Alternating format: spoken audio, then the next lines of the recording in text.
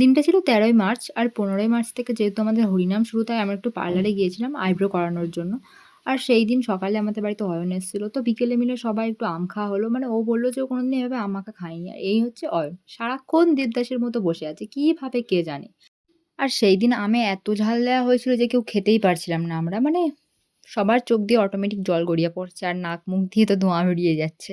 আর কিছুক্ষণ পর আমরা ৩ জনে একটু বেরিয়েছিলাম ঘুরতে যাবো বলে। আর রাস্তার মাঝখানে ফোন ফেলে দিয়েছেন। মানে কিছু না কিছু ঠিক ঘটিয়ে যাচ্ছেন।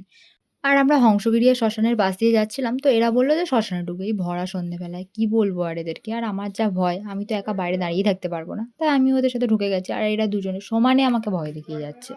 তারপরে দেখলাম মন্দিরে ঢুকে যে পুরোহিত মশাই পুজো করছেন। আর এই যে আমি একে বারবার ভিডিওতে দেখাচ্ছিলাম বলে এ আমাকে বলছে যে, "তুই আমাকে কেন হাইলাইট করছিস?" আমি বলছি যে, "যাতে ভালো, ভালো দেখতে মেয়েরা তোর সাথে কনট্যাক্ট করতে পারে তাই জন্য।" তো যাই হোক ভিডিওটা ভালো লাগলে লাইক আর সাবস্ক্রাইব করে দিও।